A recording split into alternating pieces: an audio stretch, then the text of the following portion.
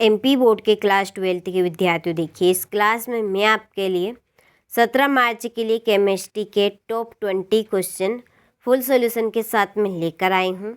यदि आप चाहते हैं कि अच्छे नंबर आपको केमिस्ट्री के प्रश्न पत्र में आए तो इन सारे टॉप 20 प्रश्नों को आप कंप्लीट करें। इनके द्वारा आप 50 से 60 नंबर आराम से कवर कर पाएंगे और वही कंटेंट आपको देखने को मिलेगा इस वीडियो में जो आपको 17 मार्च के दिन हूबहू देखने को मिल सकता है। ठीक है, चलिए तो वीडियो को शुरू करते हैं और सारे प्रश्नों को जल्दी से समझ लेते हैं 17 मार्च के लिए। तो चलिए, तो ये रहा आपकी स्क्रीन के ऊपर पहला प्रश्न कि कार्बन धातु यौगिक किसे कहते हैं, इनके कोई ही दो उपयोग लिखिए। तो ये रही आपकी कार्बन धात्विक यौगिक की परिभाषा कि जिन रासायनिक यौगिकों में कार्बनिक समूह का कार्बन परमाणु धातु या उपधातु से जुड़ा होता है उन्हें हम कार्बन धात्विक यौगिक कहते हैं। ठीक है, चलिए तो ये आपकी कार्बन धात्विक यौगिक की परिभाषा हो गई। और देखिए इसी के नीचे आपके दो उपयोग पूछे हैं, तो ये आपके इसी के नीचे दो उपयोग है, तो यहाँ से आप स्क्रीनशॉट ले लीजिए। ठीक है, चलिए अगला क्वेश्चन है आपकी स्क्रीन के ऊपर कि प्रभावी परमाणु संख्या क्या है, उदाहरण देकर समझाइए। तो देखिए ये है आपकी प्रभावी परमाणु संख्या की परिभाषा कि उप संयोजक यौगिक के केंद्रीय धातु परमाणु में उपस्थित इलेक्ट्रॉनों की संख्या तथा बंध के बनने से प्राप्त इलेक्ट्रॉनों की संख्या के योग को हम प्रभावी परमाणु संख्या यानी कि EAN कहते हैं। ठीक है, चलिए तो यहाँ से आप स्क्रीनशॉट ले लीजिए और प्रभावी परमाणु संख्या हो गई। यहाँ पर अगला क्वेश्चन है आपका कि उप संयोजक यौगिक में हाइड्रेट समावयवता को उदाहरण सहित समझाइए। ठीक है, तो ये आपकी परिभाषा है, तो यहाँ से आप स्क्रीनशॉट ले लीजिए। यदि मैं आपको इसको पढ़ के भी बताऊँगी तो ज़्यादा आपका टाइम वेस्ट होगा, तो वो मैं नहीं चाहती कि मेरी वजह से किसी भी तरह की आपको दिक्कत आए। चलिए तो ये आपका अगला क्वेश्चन आपकी स्क्रीन के ऊपर कि केंद्रीय धातु की ऑक्सीकरण संख्या को उदाहरण सहित परिभाषित कीजिए। ठीक है, तो चलिए ये रही आपकी परिभाषा, यहाँ से स्क्रीनशॉट आप ले, हो गया यहाँ से। और सारे प्रश्नों को देखिए आप अच्छे से कंप्लीट करके जाइएगा। इसके बाद में अगला क्वेश्चन कि बीटा विलोपन अभिक्रिया किसे कहते हैं। ठीक है, और इससे संबंधित स्टेजेफ, ठीक है, स्टेजेफ है आपका, नियम को उल्लेख कीजिए। तो विलोपन अभिक्रिया आपकी हो गई है। यहाँ से आप इस प्रश्न के आंसर का स्क्रीनशॉट लें। ठीक है, स्टेजेफ का नियम हो गया ये,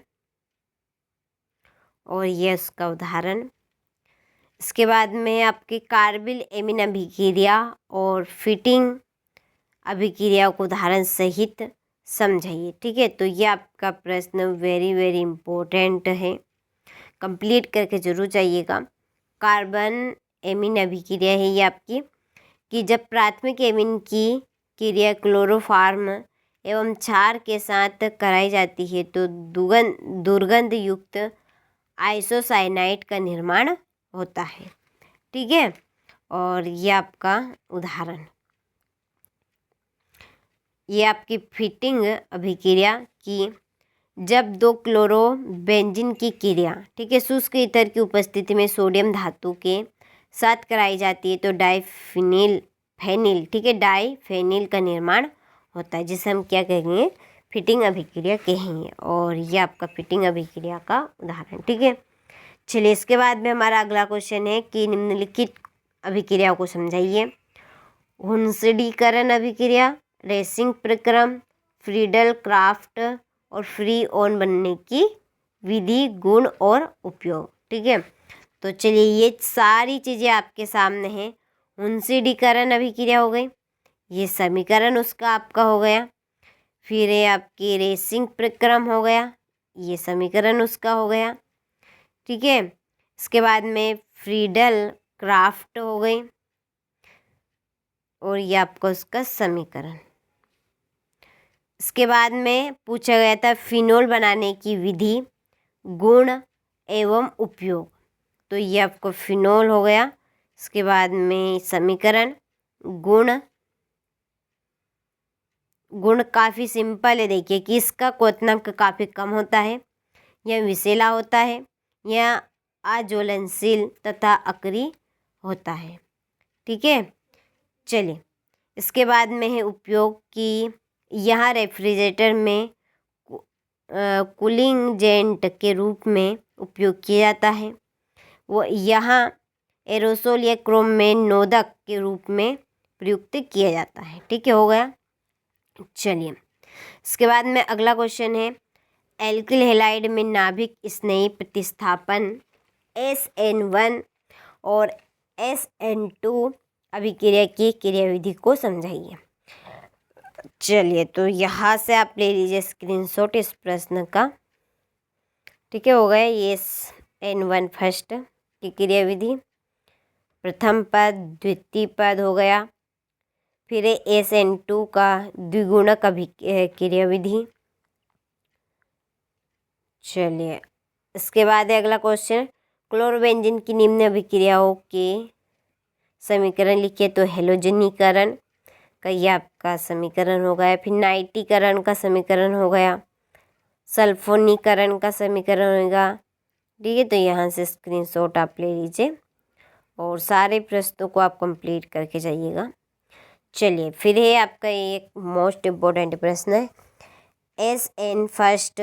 ठीक है, इस नाभिक स्नेही से हम कहते हैं, और SN सेकेंड नाभिकी स्नेही। ठीक है, ये भी तो दोनों में आपको अंतर बताना है। तो ये इस तरह का आपको चैप्टर यहाँ पे बना लेना है। ठीक है, तो स्क्रीनशॉट आप ले, यहाँ काफ़ी सिंपल पॉइंट है और आप आराम से इनको कंप्लीट कर लेंगे। 1 से 2 बार पढ़ेंगे उसमें ही आप कंप्लीट हो जाएंगे।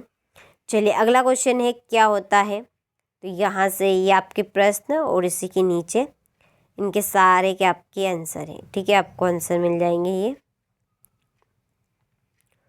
हो गया।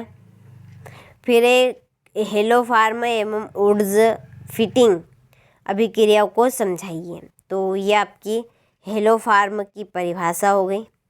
ठीक है, यह उसका समीकरण हो गया। इसके बाद में वुड्स फिटिंग अभिक्रिया आपकी हो गई और ये उसका समीकरण। ठीक है, चलिए रीमर टीमेन और कोल्बे अभिक्रिया को उदाहरण सहित समझाइए। ठीक है, तो ये आपकी रीमर टीमेन अभिक्रिया की परिभाषा कि जब फिनोल की क्रिया क्लोरोफॉर्म तथा क्षार के साथ 60 डिग्री सेल्सियस से 70 डिग्री सेल्सियस पर कराई जाती है तो सैलिसिल एल्डिहाइड बनता है। ठीक है, चलिए इसका समीकरण कोल्बे अभिक्रिया हो गई है आपकी। इसके बाद में फिनोल और अल्कोहल में अंतर, तो इस तरह से आपको भी स्ट्रक्चर बना लेना है। एक तरफ का पॉइंट याद रखिएगा, आपको दूसरी टाइप के ऑटोमेटिकली हो जाएंगे। और देखिए पांचों पॉइंट आपके काफ़ी सिंपल है। इसका गुणसूत्र आपको बताना है, फिर इसका गुणसूत्र बताना है, और ये जल में कैसे होते हैं, घुलनशील होते हैं, तो ये आपके अघुलनशील रहेंगे। ये उदासीन प्रकृति के होते हैं तो ये आपके अम्लीय प्रकृति के होते हैं। इनका क्वथनांक कम होता है तो इनका अधिक होगा। और इसे एंटीसेप्टिक के रूप में प्रयुक्त किया जाता है और इसे कीटनाशक के रूप में प्रयोग किया जाता है। ठीक है, काफ़ी सिंपल है, वेरी वेरी इंपॉर्टेंट क्वेश्चन भी है ये आपका। ठीक है, चलिए आगे बढ़ते हैं। शुद्ध फिनोल रंगीन ठोस होता है परंतु कुछ समय बाद यह गुलाबी रंग देता है, ऐसा क्यों। ठीक है, तो ये है फिनोल वायु के संपर्क में न आने पर गुलाबी रंग का हो जाता है। ठीक है, क्यों हो जाता है ये, क्योंकि जब ये वायु से क्रिया करता है तो ये गुलाबी रंग में परिवर्तित हो जाता है, क्योंकि वहाँ वायु की O2 यानी कि ऑक्सीजन से ऑक्सीकृत होकर क्विनोन बनाता है। क्या बनाता है, क्विनोन। ये इसका समीकरण है यहाँ पर। ठीक है, ये उसका समीकरण। ठीक है, चलिए यहाँ से ले लीजिए आप स्क्रीनशॉट। प्राथमिक द्वितीयक तृतीयक एल्कोहल में विभेद की ऑक्सीकरण एवं विहाइड्रोजनीकरण विधि को समझाइए। ठीक है, तो इस तरह से आपको तीनों के स्ट्रक्चर बना लेना है।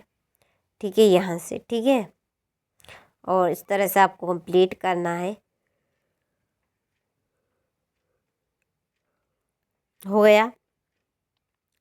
चलिए, डाइथाइल ईथर और एल्कोहल में पहचान कैसे करेंगे?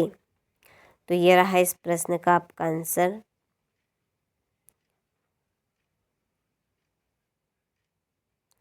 फिर निम्नांकित परिवर्तनों के रासायनिक समीकरण लिखिए।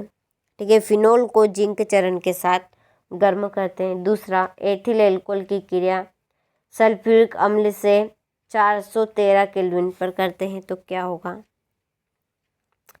ये दोनों के समीकरण हैं ये आपके।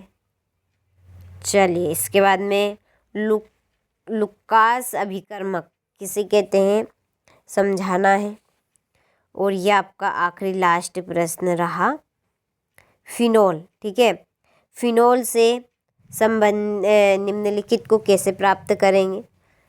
2,4,6 ट्राई नाइट्रोफिनोल, 2,4,6 ट्राई ब्रोमोफिनोल और एनिलीन। ठीक है, आर्थो एवं पैरा क्रिसोल।